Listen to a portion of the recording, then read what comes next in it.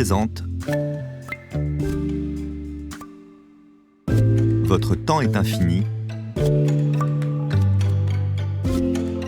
de Fabien Olicard, lu par l'auteur.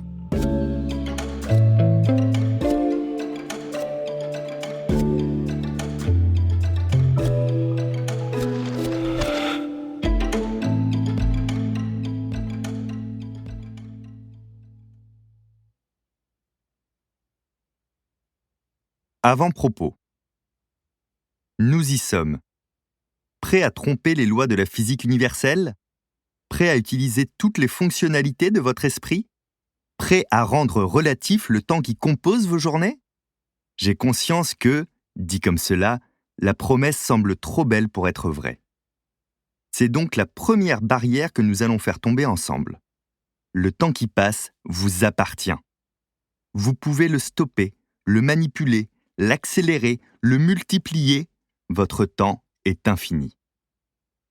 Avec tout ce temps que nous allons générer, vous pourrez être plus productif professionnellement, mais aussi profiter de plus de non-temps, d'oisiveté, de moments dédiés à votre bonheur. Indirectement, vous allez également créer du temps pour les personnes qui vous entourent. Vous allez entendre les astuces, les concepts et les considérations que j'ai élaborées tout au long de mon parcours. Mais c'est avant tout une philosophie de vie qui m'a permis d'être heureux chaque jour, d'être toujours d'humeur égale et d'avoir la sensation de profiter du temps au lieu de subir son perpétuel écoulement. Je vous donne ainsi accès à tout ce qui m'a permis d'être libre et autonome. Vous serez peut-être surpris d'entendre des passages sur ma vie personnelle. Je tiens pourtant à vous y emmener, discrètement. En vous faisant assister à ces scènes du passé, je veux que vous assistiez aux difficultés que j'ai pu rencontrer, mais surtout que vous ressentiez la même étincelle que moi lorsque des situations m'ont proposé d'elles-mêmes des solutions. Ce sont ces mêmes solutions que nous allons appliquer pour augmenter votre temps disponible au quotidien. J'ai hâte de découvrir ce que vous allez faire de cette nouvelle vie que vous allez créer. J'ai mis en place une page Facebook où vous pourrez me faire part de vos propres concepts et astuces et de ce que vous apporte votre nouvelle manière de vivre. Un espace virtuel dans un temps imaginaire, comme peut l'être ce livre audio. Je n'ai qu'une seule certitude.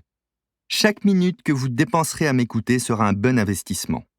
Le seul investissement qui vous rapportera immédiatement.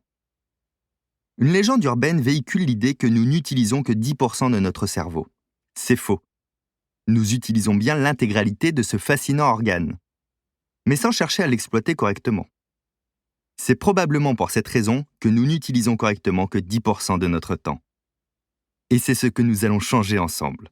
Félicitations, vous venez de prendre la meilleure décision de votre vie.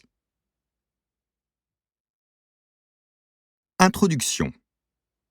Le pire esclave du temps que je connaisse.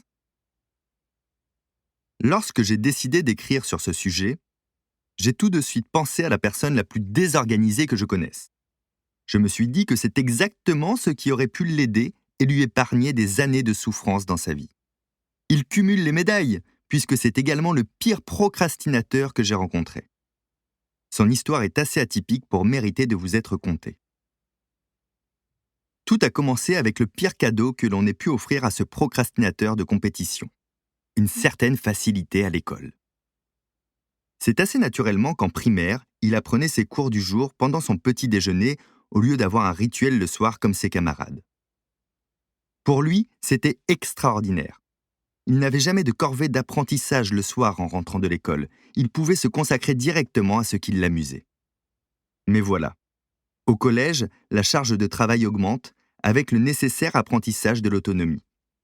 C'est ainsi qu'il s'est retrouvé à faire ses devoirs dans le bus tous les matins, sur ses genoux, avec des cours si mal tenus qu'aucune personne avec une sensibilité normale n'aurait voulu les lire.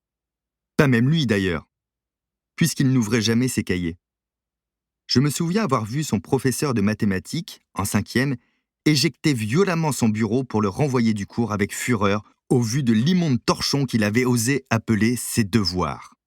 Son excuse pour justifier ce document illisible était que les résultats étaient justes. Il me semble que ce jour-là, il n'avait pas vraiment compris pourquoi son professeur était si mécontent.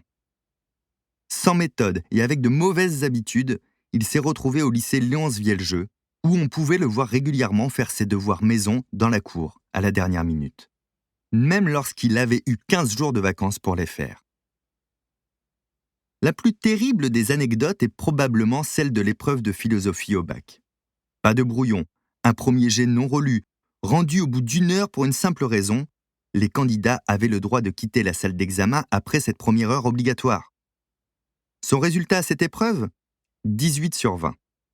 Ou comment récompenser l'incompétence ? Un véritable cadeau empoisonné qui ne l'aidait pas. Nous espérons que vous avez apprécié cet aperçu. Pour continuer à écouter ce livre audio sur Google Play Livres, utilisez le lien dans la description de la vidéo.